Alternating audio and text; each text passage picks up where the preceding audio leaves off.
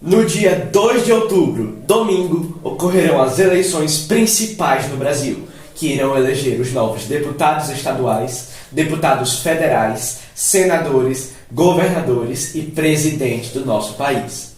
Então, por causa deste momento tão importante para a nossa nação, resolvemos fazer um vídeo sobre algumas curiosidades interessantes sobre as eleições e governantes do Brasil. Então, assista até o final para ficar sabendo sobre todas elas.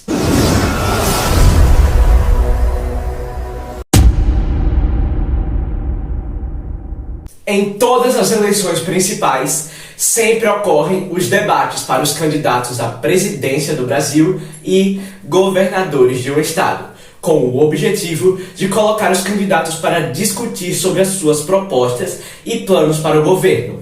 Porém, o primeiro de todos foi realizado em 1989, depois de mais de 20 anos que o povo brasileiro não estava podendo votar.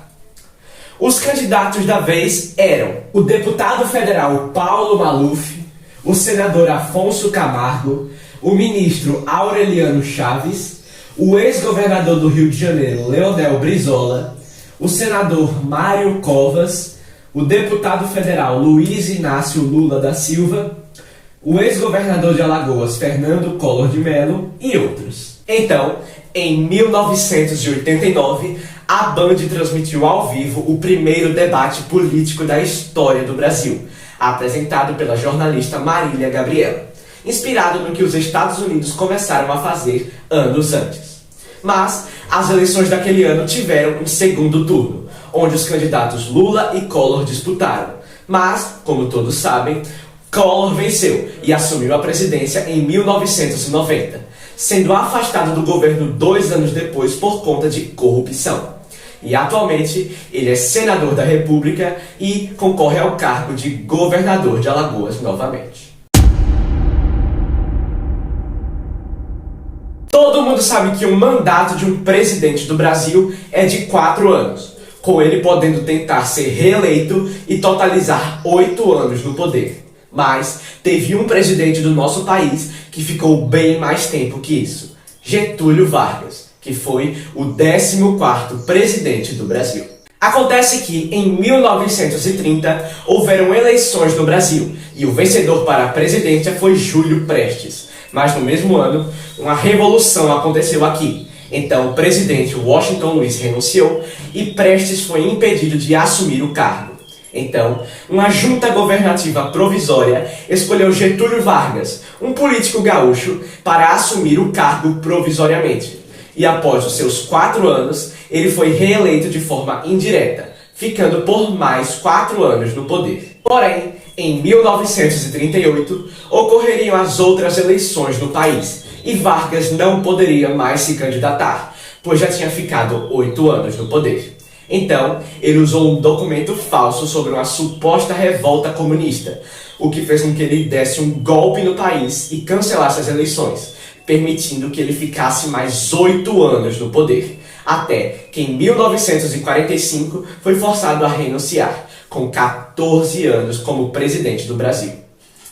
Em 1951, ele se candidatou e foi eleito pelo povo. Porém, 3 anos depois, devido a crises políticas no país, o próprio se suicidou com um tiro no peito, totalizando praticamente 18 anos no cargo.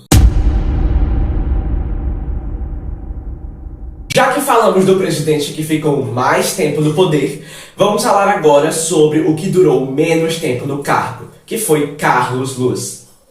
Ele era um político nascido no Rio de Janeiro, que foi vereador da cidade de Leopoldina, em Minas Gerais, e depois eleito a deputado federal, sendo nomeado por Getúlio Vargas para o Conselho Administrativo da Caixa Econômica, virando presidente da instituição e depois ministro da Justiça. Um tempo depois, ele foi eleito presidente da Câmara dos Deputados. Porém, o atual presidente do Brasil, Café Filho, teve que ser tirado do governo por conta de uma doença. Então, Carlos Luz assumiu o cargo em 8 de novembro de 1955.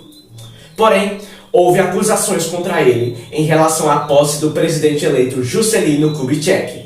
Então, Carlos foi afastado do governo no dia 11 de novembro, ou seja, apenas 3 dias depois dele assumir.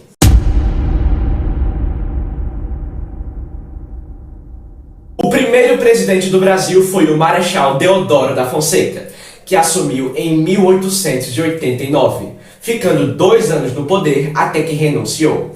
Então, o seu vice, o Marechal Floriano Peixoto, assumiu o cargo, ficando os 2 anos que restavam para completar o mandato.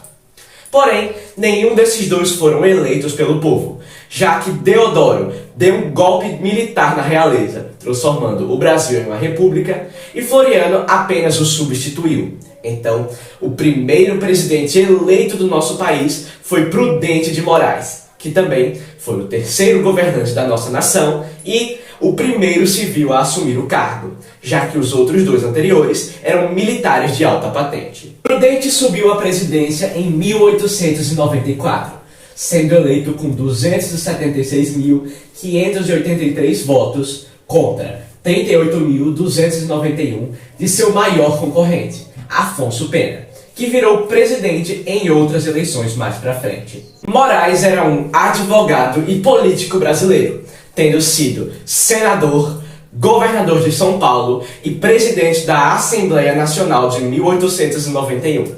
Então, assumiu o cargo de presidente e ficou eleito até 1891, exatamente 4 anos, sendo sucedido pelo presidente Campos Salles, que também foi escolhido pelo povo. E aí, pessoal, gostaram do vídeo? Próxima semana teremos coisas muito interessantes aqui no nosso canal, então você não pode perder de jeito nenhum. Lembre-se de seguir o nosso Instagram, @canalquer_saber. Lá você encontra curiosidades interessantes e novidades sobre o canal. Então é isso, pessoal. Deus te abençoe e